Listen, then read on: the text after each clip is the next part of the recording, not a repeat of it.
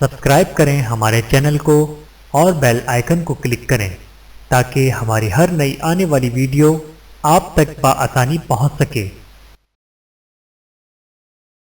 بسم اللہ الرحمن الرحیم۔ رویے میرے حضور اکرم صلی اللہ علیہ وآلہ وسلم کے۔ بسم اللہ الرحمن الرحیم۔ مشرکوں کے ساتھ بہتر برتاؤ، بت پرستوں کے لیے تحفہ۔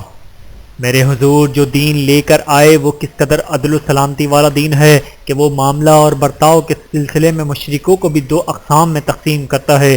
مشرکوں کی ایک قسم تو وہ ہے جس کے حامل لوگ جابرانہ اور ظالمانہ رویہ اپناتے ہوئے مسلمانوں کو ان کے دین سے روکنے کے لیے حد ظلم کرتے ہیں، بت پرستی میں واپس لانے کے لیے جبر کرتے ہیں، انہیں گھروں اور جائیدادوں سے بے دخل کرتے ہیں، لڑائیاں اور جنگ کرتے ہیں۔ میں قربان جاؤں اپنے حضور کے مہربان انداز پر کہ جب آپ صلی اللہ علیہ وآلہ وسلم ایسے لوگوں کے خلاف بھی لڑنے کے لیے اپنے کمانڈر روانہ کرتے ہیں تو ان کے بچوں، عورتوں، عام سول لوگوں، محنت کشوں وغیرہ کو قتل کرنے سے منع فرماتے ہیں، اور دوسرے وہ مشرک ہیں جو اپنے مذہب کے تعصب میں آ کر لڑتے نہیں اور قدر بہتر رویے اختیار کرتے ہیں۔ تو اسلام بھی اپنے ماننے والوں کو ایسے مشرکوں سے بہتر رویہ رکھنے کی اجازت و نصیحت فرماتا ہے۔ ملاحظہ ہو، اللہ کا فرمان ہے لا ینہاکم اللہ عن الذین لم یقاتلوکم فی الدین ولم یخرجوکم من دیارکم ان تبروہم وتقسطوا الیہم ان اللہ یحب المقسطین۔ سورۃ الممتحنہ آیت نمبر 8۔ ترجمہ: اللہ تم مسلمانوں کو ان مشرکوں سے بہتر رویہ اختیار کرنے پر نہیں روکتا کہ جنہوں نے تم سے دین کی وجہ سے نہ تو لڑائی کی اور نہ ہی تم لوگوں کو تمہارے گھروں سے بھی دخل کیا، چنانچہ تم ان کے ساتھ بھلائی کرو اور ان کے معاملے میں انصاف کرو، کیونکہ جہاں تک اللہ کا تعلق ہے وہ تو انصاف کرنے والوں سے ہی محبت کرتا ہے۔ اس زمن میں حضرت ابوبکر صدیق رضی اللہ تعالیٰ عنہ کی ایک بیوی کا واقعہ ملاحظہ ہو۔ اس کا نام قتیلہ بنت عبد العزیٰ تھا۔ حضرت اسماء رضی اللہ تعالیٰ عنہ اسی خاتون کے بطن سے تھیں۔ حضرت ابوبکر صدیق رضی اللہ تعالیٰ عنہ نے اس عورت کو طلاق دے دی تھی۔ یہ عورت مشرکہ ہی رہی۔ یاد رہے حضرت عائشہ رضی اللہ تعالیٰ عنہ کی والدہ ام رومان رضی اللہ تعالیٰ عنہ تھیں جو صحابیہ اور مومنہ تھیں۔ بہرحال یہ مشرکہ عورت مدینہ آئی اور اپنی بیٹی حضرت اسماء رضی اللہ تعالیٰ عنہ سے ملنے آئی۔ میوے اور گھی وغیرہ کی تحائف بھی ساتھ لائی۔ بخاری کتاب الحبہ اور ابو داؤد کتاب الزکاہ میں ہے۔ حضرت اسماء رضی اللہ تعالیٰ عنہ بتلاتی ہیں کہ میں نے اللہ کے رسول صلی اللہ علیہ وآلہ وسلم سے پوچھا کہ والدہ مجھے ملنے آئی ہیں، وہ مشرکہ ہیں اور اسلام کو ناپسند کرتی ہیں، کیا میں اس کے ساتھ اچھا سلوک، مالی معاونت کروں؟ آپ صلی اللہ علیہ وآلہ وسلم نے فرمایا ہاں ہاں، اپنی ماں کے ساتھ اچھا سلوک کرو۔ اے اللہ کے ساتھ شرک کرنے والو، یہ ہے میرے حضور کا رویہ کہ آپ صلی اللہ علیہ وآلہ وسلم نے انسانی رشتوں کو توڑنے کی نہیں جوڑنے کی تلقین فرمائی۔ اسی طرح صحیح بخاری کے کتاب الحبہ میں ہے ایک اور واقعہ کچھ اس طرح ہے۔ حضرت عبداللہ بن عمر رضی اللہ تعالیٰ عنہ بتلاتے ہیں کہ میرے والد گرامی جناب عمر بن خطاب رضی اللہ تعالیٰ عنہ نے دیکھا کہ ایک تاجر کے ہاں ریشمی جوڑا فروخت ہو رہا ہے۔ اللہ کے رسول صلی اللہ علیہ وآلہ وسلم نے بھی اس موقع پر موجود تھے، چنانچہ حضرت عمر رضی اللہ تعالیٰ عنہ اللہ کے رسول صلی اللہ علیہ وآلہ وسلم سے عرض کرنے لگے، اے اللہ کے رسول، یہ جوڑا بڑا عمدہ ہے، آپ اسے لے لیجئے، اسے جمعے کے دن پہنیے اور جب کوئی وفد ملنے آئے تو اس موقع پر بھی زیب تن کر دیجئے۔ اس پر آپ صلی اللہ علیہ وآلہ وسلم نے فرمایا، اسے تو وہی پہنے گا جسے آخرت میں کچھ نہ ملے گا۔ اس کے کچھ دنوں بعد ایسا ہوا کہ اللہ کے رسول صلی اللہ علیہ وآلہ وسلم کے پاس ایسے بہت سارے ریشمی جوڑے آ گئے۔ ان میں سے ایک جوڑا آپ صلی اللہ علیہ وآلہ وسلم نے حضرت عمر رضی اللہ تعالیٰ عنہ کی جانب بھی بھیج دیا۔ اس پر حضرت عمر رضی اللہ تعالیٰ عنہ حضور اقدس صلی اللہ علیہ وآلہ وسلم کی خدمت میں حاضر ہو گئے اور عرض کرنے لگے، اے اللہ کے رسول صلی اللہ علیہ وآلہ وسلم، آپ نے اس کے بارے میں مجھے جو ارشاد فرمایا وہ آپ فرما چکے، اب میں اس کے بعد اس ریشمی جوڑے کو کیسے پہنوں؟ اس پر آپ صلی اللہ علیہ وآلہ وسلم نے جواب دیا، میں نے اس لیے نہیں دیا کہ تم پہن لو، میں نے تو اس لیے تمہاری طرف بھیجا کہ تم اسے بھیج دو یا کسی غیر مسلم کو پہنا دو، چنانچہ حضرت عمر رضی اللہ تعالیٰ عنہ نے یہ جوڑا اپنے بھائی کی طرف بھیج دیا جو مکے میں رہتا تھا اور ابھی مسلمان نہیں ہوا تھا۔ یاد رہے وہ ریشمی کیڑا جو شہتوت کے پتے کھاتا ہے اور ایک باریک سی تار نکالتا ہے، اس تار سے جو کپڑا بنتا ہے وہ ریشمی کپڑا انتہائی ملائم اور بہت مہنگا ہوتا ہے۔ میرے حضور نے مردوں کے لیے اس کا پہننا حرام قرار دیا ہے۔ اب ایسے جوڑے کہیں سے آ گئے تو آپ صلی اللہ علیہ وآلہ وسلم نے تقسیم کر دیے اور حضرت عمر رضی اللہ تعالیٰ عنہ سے کہا کہ کسی غیر مسلم رشتہ دار یا دوست وغیرہ کو دے دو۔ یہ ہے میرے حضور جو مشرکوں کو تحفہ دینے، احسان کرنے اور میل جول رکھنے کی اجازت دیتے ہیں۔ امام بخاری رحمۃ اللہ سورۃ الممتحنہ کی مندرجہ ذیل آیت لا کر جو بات لائے ہیں۔ امام بخاری رحمۃ اللہ سورۃ الممتحنہ کی مندرجہ بالا آیت لا کر جو باب لائے ہیں اس کا عنوان ہے مشرکوں کو تحفہ دینا، اور پھر امام بخاری وہ احادیث لائے ہیں جن کا ہم نے تذکرہ کیا۔ یہ احادیث بتلاتی ہیں کہ بت پرستی کرنے والوں اپنے رویے بھی دیکھو اور میرے حضور کا رویہ بھی دیکھو، اس میں کس قدر انسانی رشتوں کے ساتھ برتر سلوک کی خوشبو آتی ہے۔ یہ ایک حقیقت ہے جب بھی کسی مشرک نوجوان نے اسلام قبول کیا تو اس کے مشرک ماں باپ نے مسلمان بیٹے پر ظلم کے پہاڑ توڑ ڈالے، لیکن اسلام ایسا دین ہے کہ ان مظالم کے باوجود نصیحت کرتا ہے۔ ملاحظہ ہو اللہ کا فرمان وَوَصَّيْنَا الْإِنسَانَ بِوَالِدَيْهِ حَمَلَتْهُ أُمُّهُ وَهْنًا عَلَى وَهْنٍ وَفِصَالُهُ فِي عَامَيْنِ أَنِ اشْكُرْ لِي وَلِوَالِدَيْكَ إِلَيَّ الْمَصِيرُ وَإِنْ جَاهَدَاكَ عَلَى أَنْ يُشْرِكَ بِي مَا لَيْسَ لَكَ بِهِ عِلْمٌ فَلَا تُطِعْهُمَا وَصَاحِبْهُمَا فِي الدُّنْيَا مَعْرُوفًا وَاتَّبِعْ سَبِيلَ مَنْ أَنَابَ إِلَيَّ ثُمَّ إِلَيَّ مَرْجِعُكُمْ فَأُنَبِّئُكُمْ بِمَا كُنْتُمْ تَعْمَلُونَ۔ سورۃ اللقمان آیت نمبر 10 تا 14۔ ترجمہ: ہم نے انسان کو اس کے ماں باپ کے ساتھ حسن سلوک کی تاکید کی ہے کیونکہ اس کی ماں اسے پیٹ میں اٹھائے دن بدن کمزور ہوتی چلی گئی، پھر اس کے دودھ چھوڑنے کی مدت 2 سال میں ہے۔ ان احسانات کو یاد کر کے میرا بھی شکر ادا کر اور اپنے ماں باپ کا بھی۔ تجھے لوٹ کر میرے پاس ہی آنا ہے، اور یاد رکھنا اگر کہیں یہ دونوں تجھ پر زور دیں کہ تو میرے ساتھ شرک کرے جس کا تجھے کوئی علم نہیں تو ان کی بات مت ماننا، ہاں دنیا میں ان کے ساتھ اچھے طریقے سے رہنا۔ وہ بیٹا جو مسلمان ہو گیا ہے، قرآن اس پر واضح کرتا ہے کہ دین کے معاملے میں ماں باپ کی اطاعت مت کرنا، باقی وہ تیرے ماں باپ ہیں، بے شک وہ بتوں اور مورتیوں کی پوجا کرتے ہیں، وہ کریں تو کرتے رہیں، تیرے ساتھ زیادتی بھی کرتے ہیں تو کرتے رہیں، مگر تو بیٹا ہے تیرا کام یہی ہے کہ ان کے ساتھ حسن سلوکی کر۔ یہ ہے وہ دین جو میرے حضور لائے ہیں، یہ ہے وہ سبق جو میرے حضور پڑھا کر گئے ہیں، اعلیٰ انسانی قدروں اور رشتوں کو نبھانے کا فرما گئے ہیں۔ جی ہاں، ان لوگوں کے حقوق نبھانے کے بارے میں جنہوں نے 13 سال تک میرے حضور کو دن رات ستایا ہے، میرے حضور انہیں قرآن کے الفاظ میں اِلَّا الْمَوَدَّةَ فِي الْقُرْبَى کہتے رہے کہ رشتہ داری میں جو مودت و محبت ہوتی ہے اسی ہی کے کچھ خیال کر لو، مگر انہوں نے ایک نہ سنی، کوئی خیال نہ کیا۔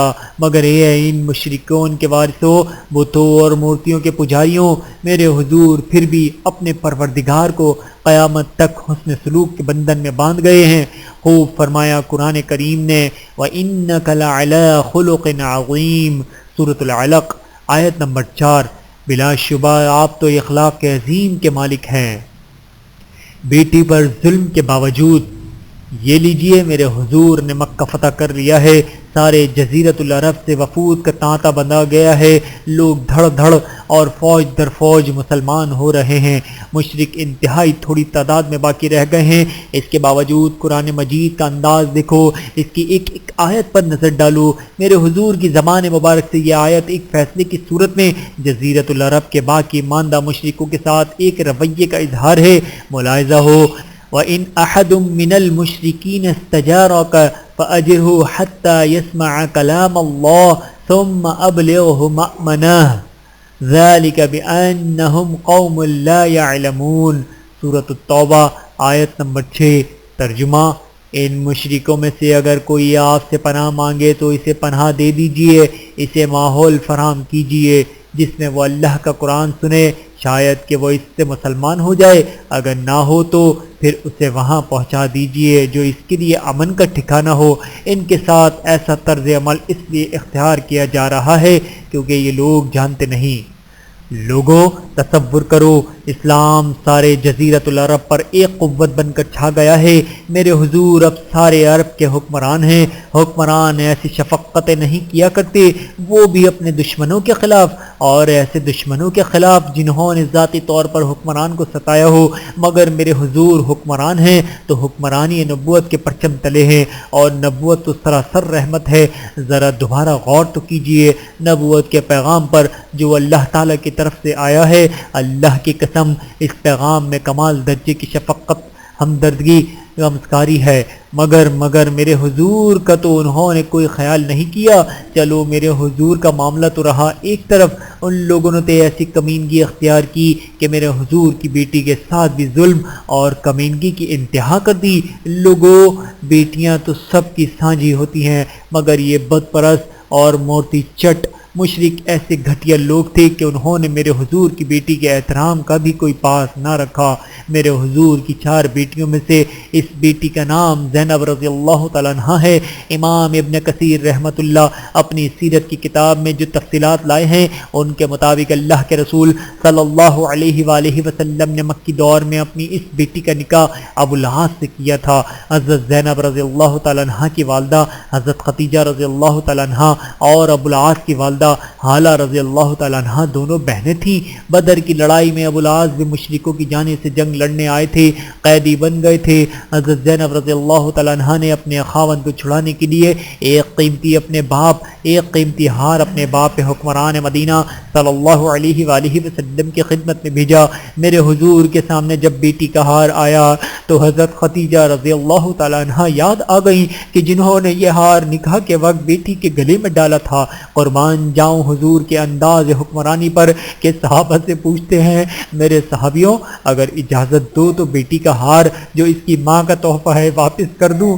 صحابہ نے کہا صدقے اور قربان، اسے اللہ کے رسول صلی اللہ علیہ وآلہ وسلم ہم سے پوچھنے کی بھلا کیا ضرورت ہے؟ صحابہ کرام کو معلوم تھا کہ حضرت زینب کی والدہ مکے کی مالدار ترین خاتون تھی۔ انہوں نے سارا مال اللہ کے دین کے لیے اور کمزور مسلمانوں کے لیے وقف کر دیا تھا۔ یہ ہار واپس کرنا تو اس احسان کا معمولی سا بدلہ ہے، مگر میرے حضور نے تو اپنی ذمہ داری پوری کی۔ ابو العاص کو رہائی مل گئی۔ میرے حضور نے اپنے داماد سے کہا، بیٹا زینب رضی اللہ تعالیٰ عنہ کو واپس بھیج دینا کیونکہ اللہ کا آرڈر آ گیا ہے، اب مومنہ اور مشرک اکٹھے نہیں رہ سکتے۔ ابو العاص نے واپس پہنچتے ہی وعدہ پورا کیا، اپنی بیوی سے کہنے لگا، میں تمہارے والد گرامی سے وعدہ کر آیا ہوں، لہٰذا اپنے میکے چلی جائیں۔ تیاری شروع ہو گئی۔ ابو العاص بن ربی نے اپنے بھائی کنانہ بن ربی کو اونٹ دے کر ساتھ کر دیا، تیر کمان اور تیروں کا تھیلا بھی دے دیا۔ حضرت زینب اونٹ پہ بنی ہودج میں سوار ہو کر بیٹھ گئیں۔ 3 دہاڑے اونٹ مکہ سے نکلا، مشرکوں کو پتہ چل گیا، چنانچہ قریشی مشرک تلاش میں نکلے اور ذیطوہ کے مقام پر اونٹ کو جا لیا۔ ان لوگوں میں جو بدبخت سب سے آگے تھا وہ حبار بن اسود تھا۔ یہ اپنے نیزے کے ذریعے اونٹ کو بتکانے لگا۔ اونٹ اچھل کود حتیٰ کہ میرے حضور کی لخت جگر حضرت خدیجہ رضی اللہ تعالیٰ عنہ کی لاڈ پیار سے پلی پیاری بیٹی حضرت زینب رضی اللہ تعالیٰ عنہ نیچے گر گئیں۔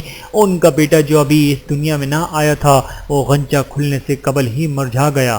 جب یہ ظلم بپا ہوا تو حضرت زینب رضی اللہ تعالیٰ عنہ کا دیور کنانہ اپنے اونٹ سے نیچے اترا، کیونکہ اب باقی لوگ بھی آ چکے تھے۔ اس نے تیر کمان سیدھا کیا اور کہنے لگا، اللہ کی قسم اگر کوئی شخص اب قریب آیا تو تیر اس کے جسم میں اتار دوں گا۔ یہ سن کر سب لوگ ٹھہر گئے۔ ابو سفیان بھی پیچھے سے پہنچ چکا تھا۔ وہ آگے بڑھا اور کنانہ کو مخاطب کر کے کہنے لگا، تیرا ستیہ ناز، تو قریش کی عزت کو سرعام چیلنج کرنے نکل کھڑا ہوا ہے۔ محمد صلی اللہ علیہ وآلہ وسلم کی بیٹی دن دہاڑے ہمارے درمیان سے نکل کر مدینہ چلی جائے۔ قریش یہ سمجھتے ہیں کہ یہ ہماری ذلت اور اہانت ہے، چنانچہ تم ایسا کرو کہ ابھی واپس چلے جاؤ تاکہ ان کو کہنے کا موقع مل جائے کہ ہم نے محمد صلی اللہ علیہ وآلہ وسلم کی بیٹی کو جانے سے روک دیا، اور پھر خفیہ طور پر نکل جاؤ۔ کنانا یہ بات مان گیا، حضرت زینب رضی اللہ تعالیٰ عنہ کو لے کر واپس چلا گیا اور پھر خفیہ طور پر دوبارہ حضرت زینب رضی اللہ تعالیٰ عنہ کو لے کر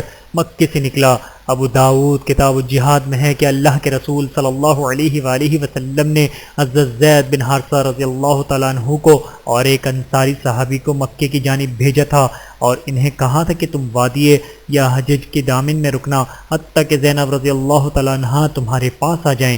جب زینب رضی اللہ تعالیٰ عنہ آ جائیں تو تم دونوں اسے لے کر آ جانا۔ چنانچہ وادی یاجج جو مکے سے 8 کلومیٹر کے فاصلے پر تھی، حضرت زینب رضی اللہ تعالیٰ عنہ وہاں تشریف لائیں۔ ان کا دیور کنانا واپس چلا گیا، جبکہ حضرت زینب رضی اللہ تعالیٰ عنہ اپنے ابا جان کے جو جانثاروں کے ہمراہ مدینہ منورہ پہنچیں۔ بت پرستو، یہ ہیں تمہارے رویے جو تم نے میرے حضور کے ساتھ رواج رکھے۔ میرے حضور سارے عرب کو مطیع فنوان کرنے کے بعد بھی اتنے نرم، چاہیے تو یہ تھا کہ تم نے جو کیا تھا اس کی پاداش میں آج کوئی سر سلامت نہ رہتا، مگر ایسا کیسا ہوتا کہ میرے حضور رحمت للعالمین بن کر آئے ہیں، وہ رحمت بن گئے، اپنی بیٹی کا غم دل میں سجائے۔ ارے تمہارے مردوں کو بھی امان دے رہے ہیں، ماحول فراہم کر رہے ہیں کہ یہ مسلمان ہو جائیں، جہنم سے بچ جائیں، جنت میں چلے جائیں۔ اگر کوئی نہیں مسلمان ہوتا تو اس کی مرضی، ہماری ہمدردی پہ کان نہیں دھرتا تو اس کا دل، ہم پھر یوں کریں گے کہ وہ جہاں چاہے گا ہم اسے اس کی جگہ ہی امن کی جگہ پہنچا دیں گے۔ جی ہاں، میرے حضور پہنچا دیں گے۔ میرے حضور کی بیٹی تو امن کے ساتھ اپنے باول کے پاس نہ پہنچ سکی، مگر میرے حضور تمہیں پہنچا دیں گے۔ قربان ایسے حضور پر، صدقے ایسے مہربان حضور پر، ساری کائنات ایسے شفیق حضور کے جوتے مبارک پر قربان، قربان، قربان۔ ابھی ہماری بات کہاں ختم ہوئی ہے، آؤ مزید منظر اور دیکھو، ایک اور نقشہ کھینچو، اسے بھی ملاحظہ کرو۔ ابو العاص بن ربیع نے اسلام قبول کر لیا ہے، یہ میرے حضور کی خدمت میں حاضر ہو گئے ہیں۔ میرے حضور بڑے خوش ہوئے ہیں۔ میرے حضور اپنے داماد کی تعریف کرتے ہیں کہ اس نے جو وعدہ مجھ سے کیا وہ پورا کر دیا۔ میرے حضور صلی اللہ علیہ وآلہ وسلم نے اپنی بیٹی ابو العاص کے حوالے کر دی۔ ابو داؤد کتاب الطلاق میں ہے کہ حضرت عبداللہ بن عباس رضی اللہ تعالیٰ عنہ کہتے ہیں، اللہ کے رسول صلی اللہ علیہ وآلہ وسلم نے اپنی صاحبزادی زینب کو پہلے نکاح پر ہی ابو العاص کے حوالے کر دیا، کوئی نیا نکاح نہ کیا تھا۔ بتوں اور مورتیوں کے پجاریوں، دیکھو میرے حضور کے فراخ دلی، دریا دلی، تعصب سے پاک رویے کے پہلے نکاح پر ہی واپس لوٹا دیا۔ رواداری کی باتیں کرنے والوں، رواداری تو مر گئی تھی، اسے تو وجود ہی اس وقت ملا جب اس دنیا میں میرے حضور کا ورود مسعود ہوا۔ قیدیوں کے ساتھ حسن سلوک۔ ابو جہل میرے حضور سے لڑنے آیا ہے، بدر کے میدان میں آیا ہے، مگر شکست سے دوچار ہو گیا ہے، قتل ہو گیا ہے۔ یہ 70 مارے گئے ہیں، 70 ہی قیدی بن گئے ہیں۔ قیدی مدینہ منورہ میں آ گئے ہیں، یہ وہی ہیں جنہوں نے 13 سال تک مکے میں میرے حضور کو ستایا ہے۔ آپ صلی اللہ علیہ وآلہ وسلم کے ساتھیوں کو جسمانی ٹارچر سے دوچار کیا ہے، مگر میرے حضور نے فیصلہ فرمایا ہے کہ جو شخص فدیہ یعنی کچھ رقم دے دے اسے رہا کر دیا جائے گا۔ مالداروں نے فدیہ دیا اور رہا ہو گئے، جو محتاج اور مسکین تھے میرے حضور نے انہیں بغیر کچھ لیے رہا کر دیا۔ حضرت عباس میرے حضور کے چچا جان تھے، وہ بھی قیدی ہیں۔ انصار نے کہا کہ حضرت عباس کو بھی بغیر فدیے کے رہا کرتے ہیں، میرے حضور نے منع کر دیا۔ صحیح بخاری میں ہے، آپ صلی اللہ علیہ وآلہ وسلم نے فرمایا انہیں 1 درہم بھی معاف نہیں کرنا، اس لیے کہ حضرت عباس مالدار تھے۔ قربان جاؤں اپنے حضور کے عادلانہ انداز پر۔ جی ہاں، جن کے پاس پیسے نہ تھے اور وہ پڑھے لکھے تھے، میرے حضور نے انہیں کہا جو 10 مسلمان بچوں کو لکھنا پڑھنا سکھا دے اسے بھی رہا کر دیا جائے گا۔ ابو جہل کے وارثوں، میرے حضور کی فیاضیاں اور نرمیاں ملاحظہ کرو، دشمنی میں حد سے بڑھنے والوں کے لیے معافیاں اور آزادیوں کا منظر ملاحظہ کرو۔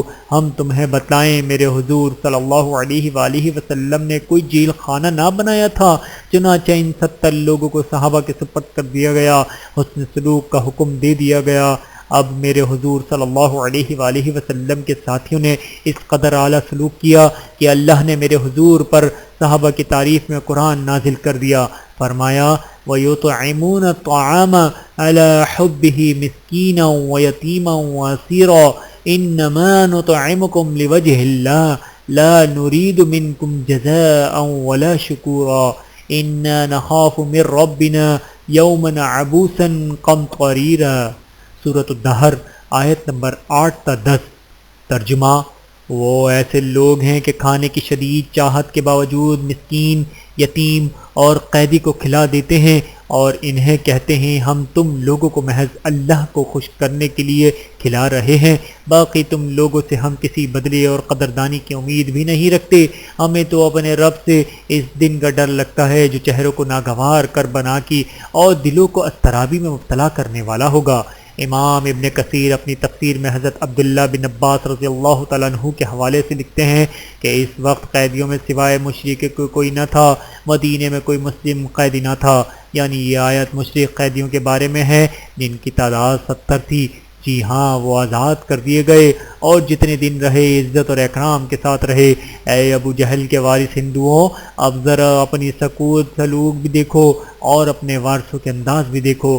انہی مشرکوں نے دھوکے سے سیرے حضور اکرم صلی اللہ علیہ وآلہ وسلم کے صحابہ کو قید کیا اور مکے میں لے جا کر شہید کیا، اور تم لوگوں نے 1965 میں پاک فوج کے ایک سپاہی محمد حسین کی زبان کو کاٹ دیا اور 40 سال کے بعد رہا کیا۔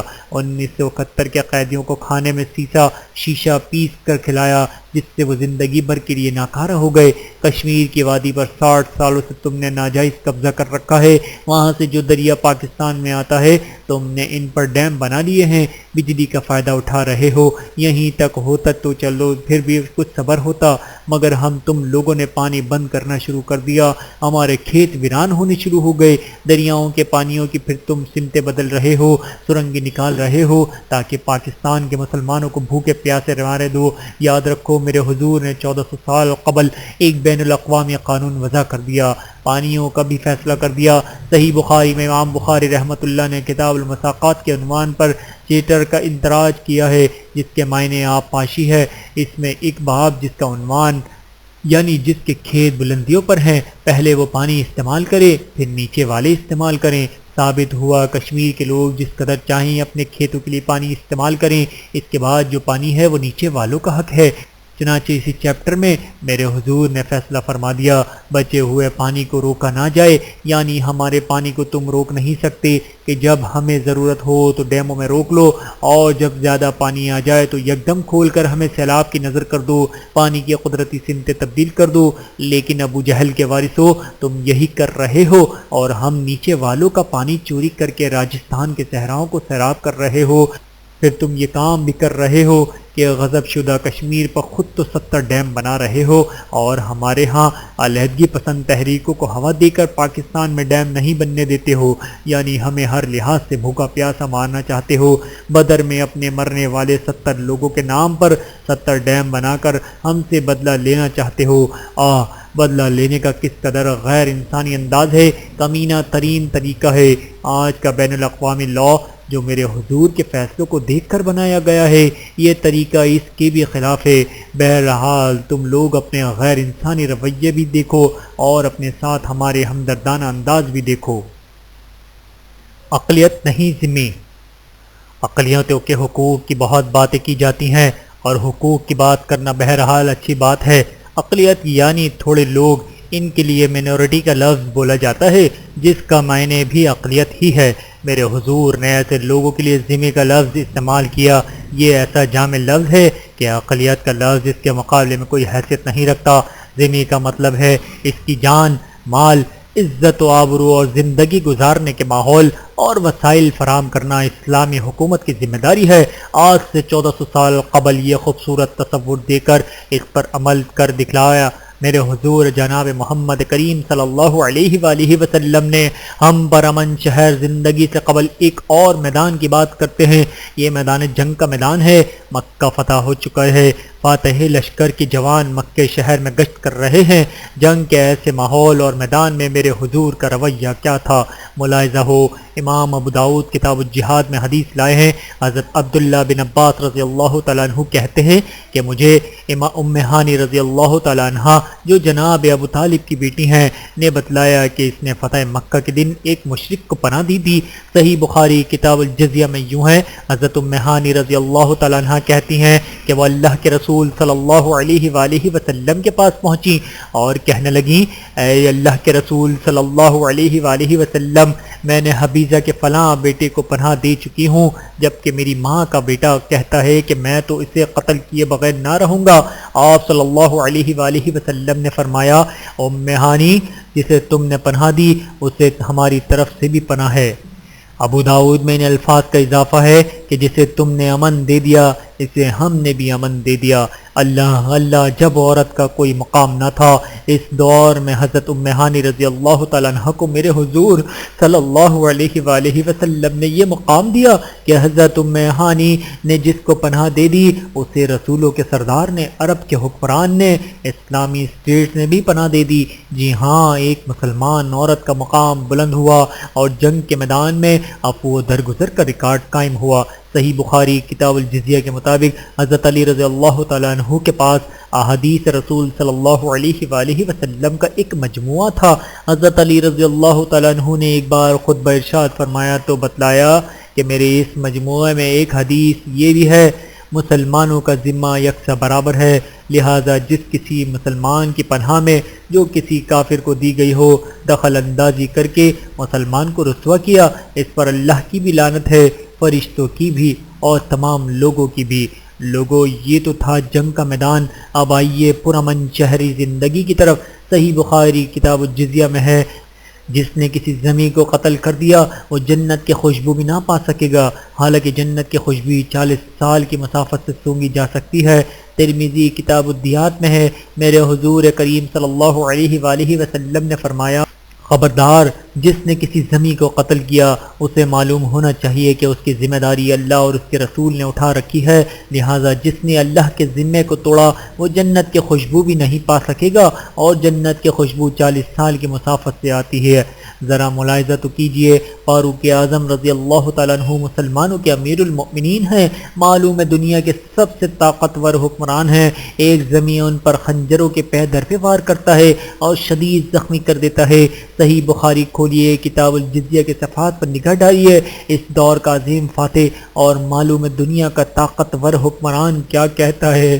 بستر پر لیٹے ہوئے انتہائی زخمی حالت میں ہے، لوگ وصیت کی درخواست کرتے ہیں کہ اے امیر المؤمنین ہمیں کوئی وصیت فرما دیجئے۔ چنانچہ ملاحظہ ہو، حضرت عمر بن خطاب رضی اللہ تعالیٰ عنہ وصیت کرتے ہیں، میں تم لوگوں کو ذمیوں کے حقوق کی پاسداری کے ضمن میں اللہ کے ذمے کی وصیت کرتا ہوں کہ اس میں کوتاہی نہ کرنا، کیونکہ یہ تمہارے نبی صلی اللہ علیہ وآلہ وسلم کا ذمہ ہے۔ اللہ اللہ، حضرت عمر رضی اللہ تعالیٰ عنہ کو فکر دامن گیر ہو گئی کہ اگر میں شہید ہو گیا تو مسلمان جذبات میں آ کر کہیں بے قابو نہ ہو جائیں، ذمیوں کو نقصان نہ پہنچا دیں، اللہ اور اس کے رسول صلی اللہ علیہ وآلہ وسلم کے دیے ہوئے ذمے کو نقصان پہنچا کر اپنی آخرت کو نقصان نہ پہنچا دیں۔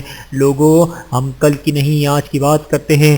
مسلمانوں کے اس وقت 57 ملک ہیں، کوئی ایک ملک دکھلاؤ جہاں غیر مسلموں پر حملے ہوتے ہوں، ان کا قتل عام کیا جاتا ہو، ان کی عزت و آبرو اور جان و مال محفوظ نہ ہو، مسلمان ان سے نفرت کرتے ہوں، یقیناً کسی ایک ملک کا بھی نام نہیں لیا جا سکتا۔ اس کے برعکس انڈیا کو دیکھ لو، وہاں مسلمانوں کا آئے روز قتل عام، عیسائیوں کا قتل عام، سکھوں کا قتل عام، حتیٰ کہ نیچ ذات کے ہندوؤں کا قتل عام۔ اسرائیل کو دیکھ لو، آئے روز فلسطینی مسلمانوں کا قتل عام، نہتے آبادیوں پر سفید فارسوں بم کا استعمال، غزہ پر کارپیٹ بم باری اور بے دریغ عورتوں اور بچوں کا قتل عام۔ اسی طرح سابق یوگوسلاویا میں عیسائیوں نے کیا کیا، بوسنیا اور کوسوو میں لاکھوں مسلمانوں کا بے دریغ قتل عام کیا گیا، اور ابھی افغانستان اور عراق کو دیکھ لو کہ وہاں اتحادی فوج نے لاکھوں انسانوں کا قتل عام کر دیا، اور یہ سلسلہ تاحال پاکستان کے قبائلی علاقے میں کارپیٹ بم باری کا ظلم جاری ہے۔ ایک شخص کے شبے میں درجنوں اور بیسیوں بے گناہوں کا قتل، یعنی جنگ کا میدان ہو یا عام شہری زندگی، اس میں یہود و ہنود اور نصارہ کی طرف سے میرے حضور کے نام لیواؤں کو بے دریغ قتل کیا گیا اور قتل کیا جا رہا ہے۔ اے ہندوؤں، تم بھی اپنا چہرہ دیکھو، تمہاری اندر گاندھی کو 2 سکھوں نے قتل کر دیا تو تم نے ایک رات کے اندر 1000 سکھ مرد، عورتیں اور بچے قتل کر دیے، بہت سارے زندہ جلا ڈالے، تم اپنے کرتوت بھی دیکھ لو اور میرے حضور کے پیروکار حضرت عمر رضی اللہ تعالیٰ عنہ کا کردار بھی دیکھ لو کہ ان کو شہید کرنے والا بھی مشرک مجوسی تھا، مگر مجال ہے جو کسی زمین کو خراج بھی آئے۔ الغرض اے دنیا والو، میرے حضور صلی اللہ علیہ وآلہ وسلم کا رویہ بھی دیکھو اور میرے حضور کے نام لیواؤں کا انداز بھی دیکھو، اور پھر اپنے ضمیر سے پوچھو انسانیت کا ہمدرد کون ہے، انسانیت سے پیار کرنے والا کون ہے، اور انسانیت سے انس رکھنے والا کون ہے۔ فیصلہ تیرے ہاتھوں میں ہے۔ ویڈیو دیکھنے کا بہت شکریہ۔ مزید ویڈیوز دیکھنے کے لیے ہمارے چینل کو سبسکرائب کریں۔ اگر ویڈیو پسند آئے تو لائک کریں۔ اچھی بات کو دوسروں تک پہنچانا صدقہ جاریہ ہے۔ جزاکم اللہ خیرا کثیرا۔ اپنا اور اپنے پیاروں کا بہت زیادہ خیال رکھیے گا اور مجھے دعاؤں میں یاد رکھیے گا۔ Take care. اللہ حافظ۔